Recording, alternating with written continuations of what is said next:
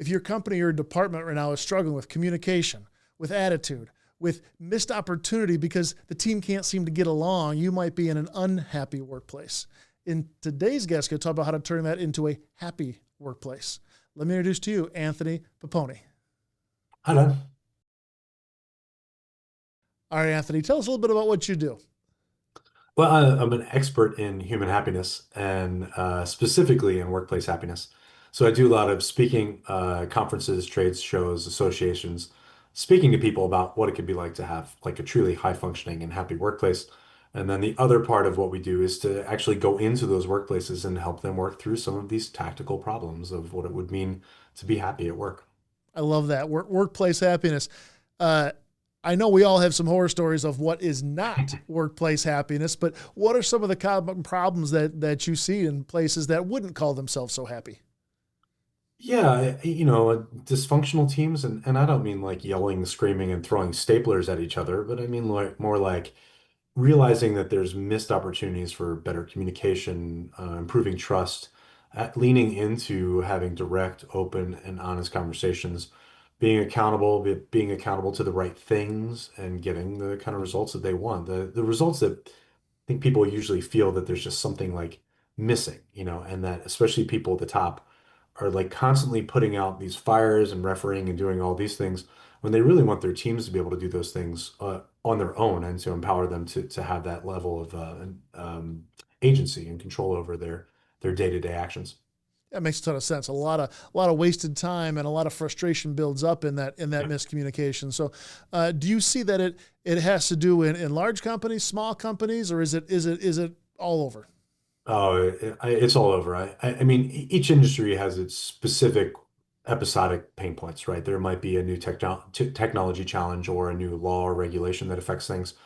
But the common stuff, the stuff that's embedded and chronic within organizations, really comes down to the same stuff about building trust within teams, having good, effective leadership, and building people up so that they can be really effective in what they do. And, you know, when we talk about like what goes wrong, it's also like what could go right and how can the work that we do be something that's a value add to our lives. It's not just a paycheck. It's not just a widgets or whatever the thing is, but like doing something that we're like when we walk away from our careers or we walk away from a week or a day at work that we're like, I did good things today. And that's different for everybody. Yeah, you used to be like, hey, I paid you. If Yeah. I felt bad, I threw you a pizza party. Uh, maybe we did a company picnic. I mean, that was like the bare minimum back then, right? I mean, so times have really changed now. What? So there's some new challenges people are facing, isn't there? Yeah, and the new challenges is like, well, the picnics, let's add a ping pong table and that'll make everybody happy. And you're like, okay, those are nice and all, but not if everything else is going sideways, and so the challenges are really interesting. We can talk about generational differences and what people expect, but I think people also have come to expect that there's a lot of choice for the employee these days about where they want to work and who they want to work for, and they want things to be connected to the characteristics called ESG and those things. But they want to do good work and they want to do good work with good people and good companies, and if they have that choice, then how do you make sure that you stand out in a really competitive marketplace? Well, not a competitive marketplace, but you're right, a changing marketplace in terms of I'm my first job. They talked about the retirement plan. Yeah, I don't think they talk about that on day one anymore. Many places. I mean, it's if you can keep someone 3 to 5 years, that's an eternity yeah. almost That's the nowadays, isn't it? that's the gold watch territory from, our parents and grandparents when they would do 25 or 40 years with the company and, they get the golden parachute exit. And, you're right. I mean, I think if you can keep a high performer and they're going to leave in 18 months, can you keep them for 3 years somehow? Like, how do you do that? And even if they leave, how do you get them to think about their experience with you as being so powerful and impactful, professionally, but also to them personally, so that when the opportunity comes back, they want to talk positively about you and they want to come back if they could come back. Well, and I think you just touched on something that really is a mind shift here, is that you're gonna have rising stars come through your organization and leave, Yeah. right? But they're gonna leave to go on to run other companies or do other things, right? So talk to me a little bit of how that can almost be like a recruiting tool all on its own versus when there's people at the top who never leave and there's never opportunity. Yeah. Yeah. And, we can talk about retention being a problem and two different pain points for the private sector and the public sector, and I work with both. Um, the idea behind getting people, the term that I'm sure you're familiar with is called net promoter, and it's used a lot in hospitality. And net promoter can go bad or positive, right? If you had a terrible experience at a restaurant, you are very likely to bring it up. You're likely to give feedback to the organization, to post something publicly. You're likely to complain, and you're likely to complain in your circle. And the inverse is true. Like if you have an incredible experience somewhere, an amazing meal, amazing customer service, then you want to tell everybody about it. Be like, hey, you need to know about this cool new spot, whatever it would be. It's the same thing inside of workplaces of I did leave because the promotional opportunity I was looking for was clogged because of, hierarchy up top that wasn't churning out in a good way. But when the opportunity arises, I want to go back there. And like if I had the same opportunity again, like if you're thinking about this kind of work and this kind of industry, this is a company you want to be part of. Well, and so many metrics for, like you just said, tracking turnover rate Yeah. is trying to get it as high as possible. But that's an example of when it could be too high. Oh yeah, for sure. Yeah. I mean, retention issues, it doesn't matter how well you're doing on recruiting new people. If two people walk in the door and one walks right back out the door, you're at a net one. And you see this with a lot of folks. They bring people on. The onboarding process is time consuming, and then they lose somebody. That right 6 months in, they're like, I don't feel like this is the place for me. And they walk right back out the door versus really making sure that people feel like they belong and what's going on there. They see a path forward for themselves as well, all that stuff. So when companies reach out to you, what are some of the first steps you take them through? Well, typically assessment. I mean, I like doing diagnostic stuff.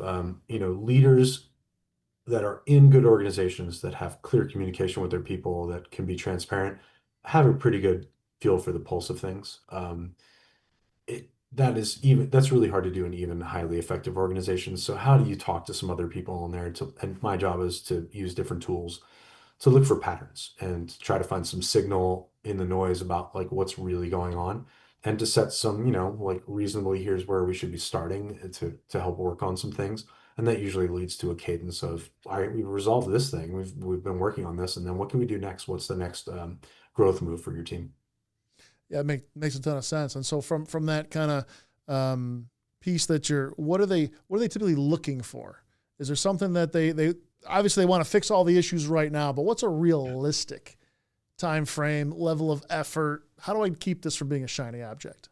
Yeah, I mean, I think there's nothing more impactful to the type of work that I do than people hiring someone, having them come in for a day, and then a month later, everything's exactly the same as it was before. I'm like, yeah, we've tried that before, and that's my ideal clients have some interest in having a multi-month engagement with me with lots of touch points. And I do a lot of one-on-one coaching in addition to the group facilitation. And they bring me in for a variety of things. And of course, what they want versus what they need can be two different things, and getting those expressed clearly and directly are nice. But a lot of people are working, it's the same common problems of really effective leadership and management, especially when you have newly promoted people that are moving into leadership roles for the first time, getting them to move away from their technical expertise that got them to be someone you want to promote, and then making sure that you backfill with the new skills that they need to manage other people and to lead really well. They're two really different things, right? And then if you have established teams, getting them to understand what really highly cohesive teams do well. They trust each other. Trust takes time to build, but they actively nurture that. They realize it's a dynamic process. They honor breaches of trust. They speak about those things openly.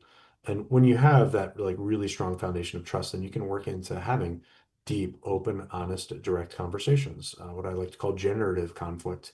That is the kind of conflict critical to moving things forward versus having stuff that doesn't get said and then people don't want to commit to things and it just all falls apart from there.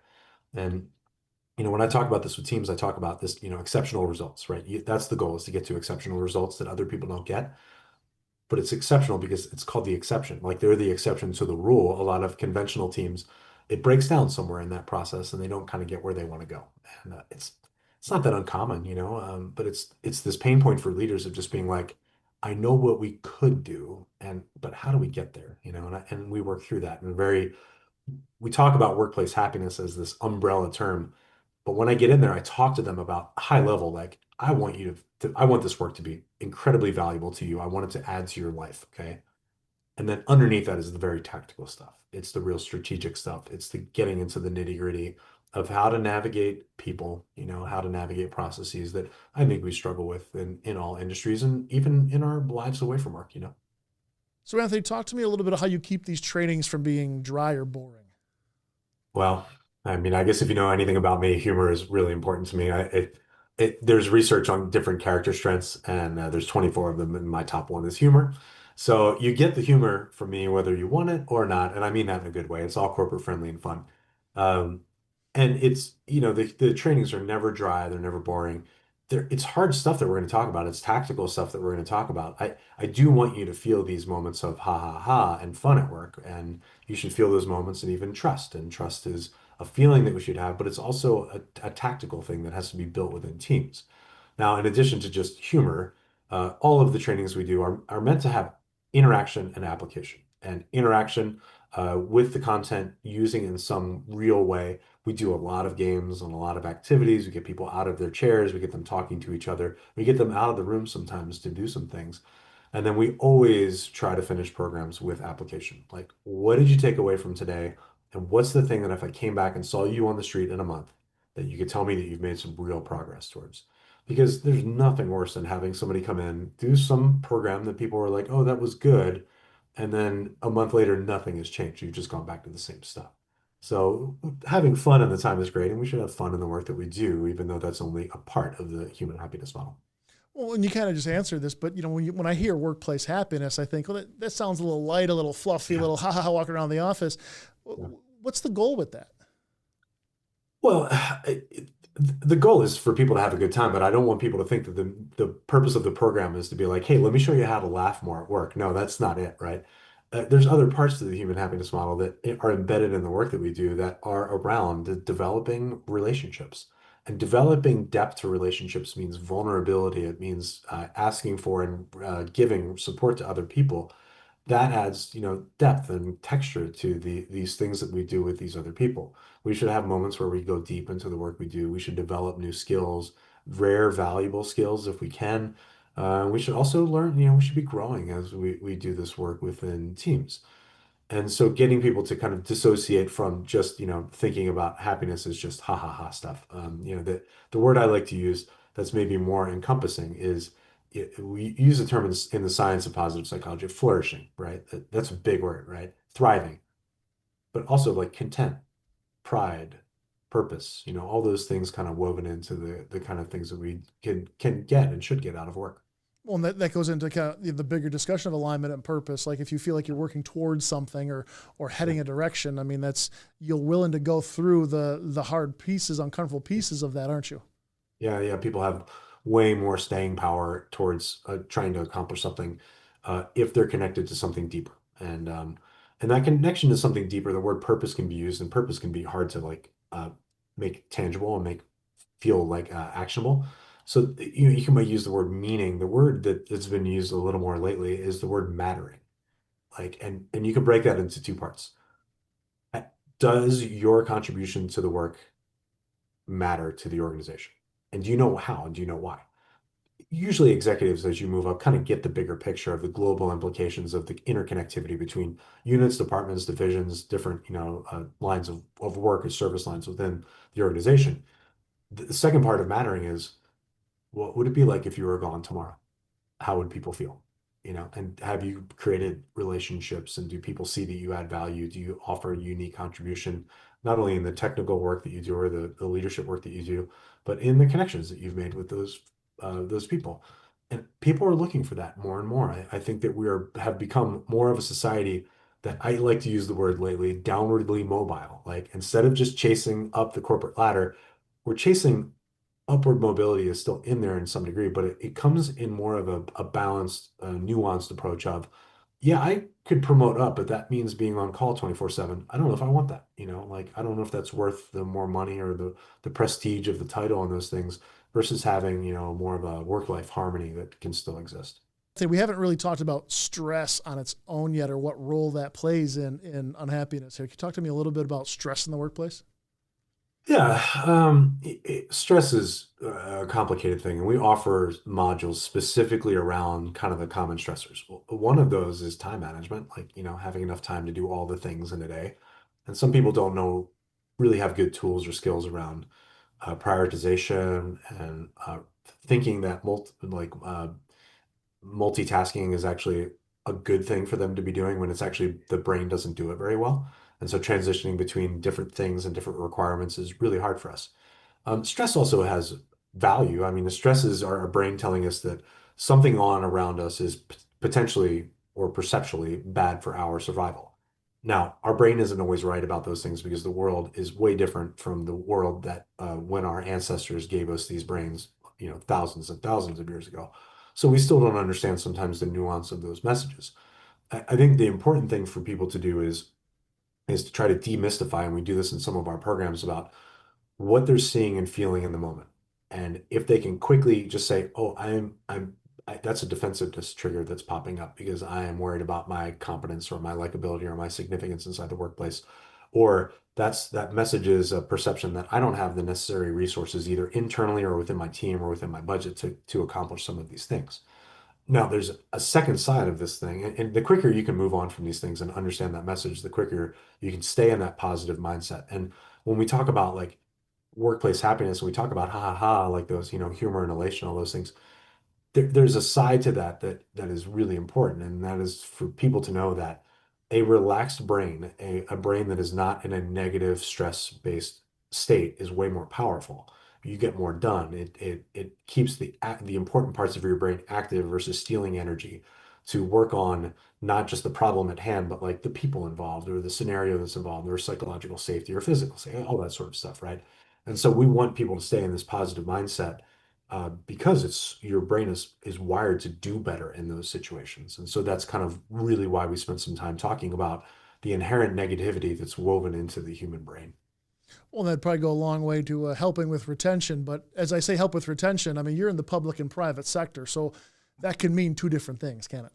Yeah, yeah. I mean, uh, retention issues in the private sector is usually about how long can I hold on to the really good people? Because if they have opportunities elsewhere and there's more money and there's supervision and whatever, all the benefits, how do I keep somebody that's really good for 18 months? And then I've gotten them humming like in 18 months. How do I keep them for 2 years, 3 years, 3.5 years, until you just run out of opportunities to continue to grow them. Now, we work on retention issues in that case where if someone's waiting for a promotional opportunity, what do you keep giving them that can be opportunities for them to still grow and still add things to their skill set or their expertise or even their resume that will be things to take away from their time with you. We do train the trainer work where we bring people in and we make peers in within groups. They help deliver programs. And by doing that, they're gaining some really cool skills and some really nice resume fodder that can maybe keep them around longer. Now, on the public sector, if in the private sector we can't keep people long enough, sometimes in the public sector we keep people too long and people don't move around. Like I do a lot of work with law enforcement professionals in the public sector, and if you want to be a probation officer or a sheriff, and you want to do it in a geographic region, there's usually only one or two choices. And if you have a family there and you have a house there and you have kids in school there, the moving you out of that community could be really hard because there's not a whole lot of choice within your community. But the problem there is that people don't leave and they don't bring in new people from outside. They don't bring in novel experiences. They don't bring in new ideas to things. And sometimes when you have people leave, it can be okay if there's been like legacy toxicity or legacy challenges with trust. But if they don't ever leave, then those things just compile, compile, compile, compile. So we work on those things too, of like resolving, legacy conflict and getting people to realize how important it is to like put those things to bed and to work on building a new as a team. Talk to me about high performers. How do you coach? How do you lead? How do you inspire your high performers? You don't have to. I mean, the high performers are typically not the problem, unless, and I call them this in my book, tongue in cheekingly, they're an asset, right? Because they're high performers, they do really well. But you can be really good at your job, but really bad at the people also involved with your job. And so I call them an asset, but I call them a pain in the asset, because they're really good at what they do, but they're really bad at the people. Now, that's not all high performers, a lot of high performers, they're intrinsically motivated. They want to do well. They see this work as more than a job. They see it as more than a career. It's a calling for them. They get it, and your job is to give them what they need to continue to perform. You can't let the rest of the team undermine that high performing person that will burn out, because typically what happens with our high performers is, well, who could get this done for me? And then you keep handing that stuff to the same person over and over again. And after a while, they get a little jaded when they're looking around the room at other people that are clocking out, at 5 o'clock, and they're there until 7. And so, your job is to keep nurturing those high performers, and letting them keep doing their thing, and then making sure that your lower performers don't undermine kind of the overall productivity of a unit of people working together. And that's the harder stuff sometimes, is to just we can I think the lowest use of someone's time is putting someone on a performance plan and having to talk to them about what they need to do to just get up to standard. And that's not the best use of your time as a leader or a supervisor or a manager of people. But we can spend time on that, but you have to do it also, because if you just let it slide, then what happens is then everyone else is like, well, I'm going to start sliding too. And then you have this collective, decrease in performance, productivity, engagement, and even morale. Oh, absolutely. Because you're right. That was the easy button for a while. Just put them on a performance plan, and we had to do that so we could fire them whenever the time was up. HR told Yeah. us we had to go through these steps. Yeah. No, there's something really valuable about performance plans in my eyes too. If they're used as a tool for showing people where you would like to get them, and that's aligned with where they want to go, and that requires trust, and that means really deep conversations about, hey, you might only be with us for 3 years because you are curious about going somewhere else. Let me help you get there. And if that comes back to net promoter as well, like they might leave you, but you've gotten them to see what it would take for them to do the things that you're asking them to do, because it will set them up for what they want out of their own future as well. And there's a win-win proposition in there. So if someone's watching this and this is resonating and they heard about that discovery call you do, how do they reach out and book that? Oh yeah, we have a link for that. They can go to focusonthe40.com for that as well. So it's www.focusonthe40.com.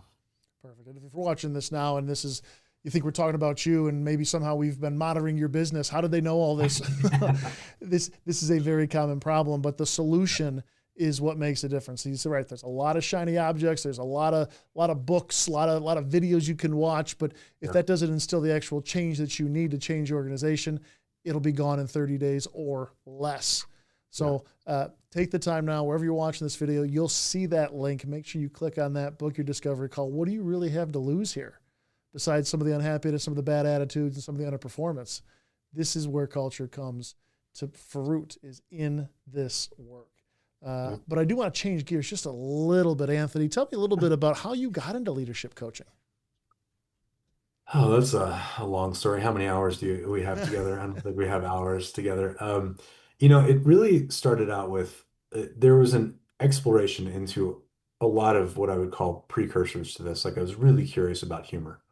I love humor. I use humor in all of my sessions. It's an engagement tool. It's a leadership tool. It's been shown to be, great for de-stressing situations. It's got a lot of power to it. And I started to try to understand what humor was about. And then I found a book called Habits of the Happy Brain, and it's about neurochemistry. And it talks about what happens in moments of humor, or releases of endorphin and those positive neurochemicals. And then there's these other positive neurochemicals. And I was like, oh, there's these other ways to stimulate positive emotions in what we do. And then randomly stumbled on a book called Learn Optimism, which is one of the first books that came out by Dr. Martin Seligman, hero of mine, that was one of the founders of positive psychology. And that book talked about this science of human happiness. And it was like, wait, there's a science for this? And of course, I have a degree in biology, and so that like spoke to me as a not great scientist, but I meant to be a communicator of science versus the doer of the discipline of science. And so I just started playing with that and exploring it more. And then as I started to understand where all these aspects of human happiness can come from in our lives, that we spend so much time at work that there's such a missed opportunity for many of us to walk away from work being something that just like lights us up.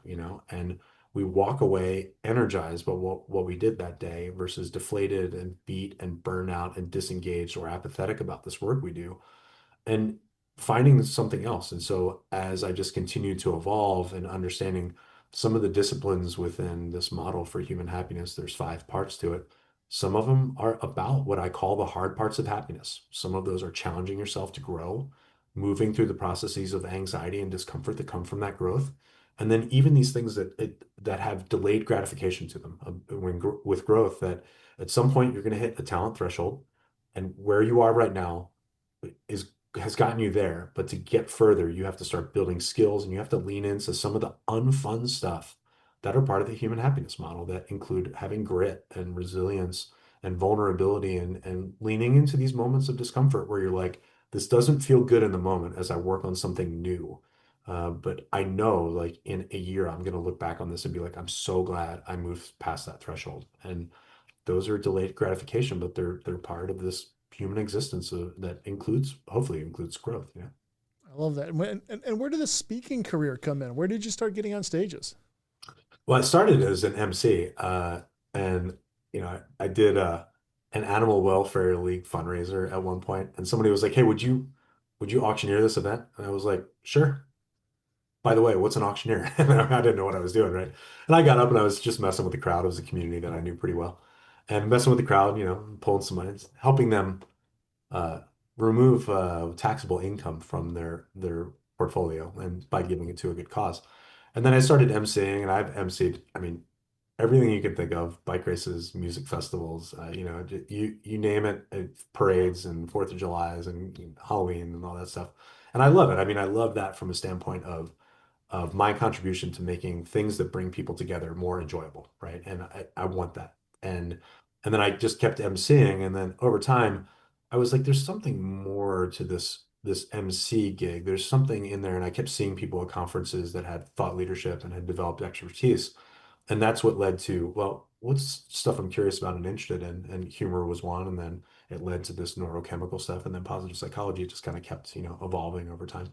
The beautiful thing about all those years of experience, and I still do very limited amount of MC work, just usually for local causes. And but I've also started doing comedy as well. And the comedy, of course, plays in with, being humorous on stage and facilitating groups. But it's given me the presence that I think I get out of that, with the comfort of just being on stage for hundreds and hundreds and hundreds of hours, and having seen it all happen before, and not all of it's been great, and just trying to be unflappable when things go wrong. No, absolutely, because something's going to go wrong. It's kind of a matter of how you embrace it and how what you do with it, right? Yeah, that's resilience right there. I love it. I love it. Yeah. Well, listen, if you're still watching this and you're thinking, man, this could make an impact on my company, on my team, maybe you're living with the other side of this coin where things are frustrated, communications bogged down, you're ready to throw in the towel, give up, quit, walk away. There's people counting on you. The team's counting on you. And this is the help you probably need to pull yourself out of the tailspin here, to get Sure. to help people, help your clients, help find the right talent, help retain for as long as possible the people that are going to make a difference on your team. This is not a cost. This is an investment. And really, at the front side, it doesn't cost you anything to scroll down wherever you're watching this video and book that discovery call. Really Don, appreciate you having here, Anthony. I want to leave you with the last word Sure. and go from there. Well, I mean, what came to mind as you were saying that is like, it's about the people that you need, and it's all these things about creating this organization, in most cases down below you, that you want to be high functioning, but it's also about you, about the fact that you would like to do less refereeing and less having to deal with toxicity and low morale and people not trusting decisions of leadership, and making the job of people to do, I think, the really hard work at the top that can be misunderstood or underappreciated.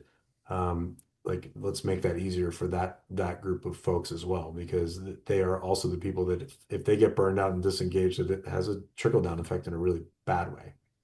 Yeah, no, absolutely. It is without the king, the kingdom dies. So we want to build facilities and processes and companies and organizations that live on more than just that one individual. And I know at a bigger company, that's not as big of an issue. A lot of times you feel like they'll replace you tomorrow and not even miss you. But some of these mid-sized companies, it can be a big deal, particularly if something has recently been sold or somebody's looking to sell a company.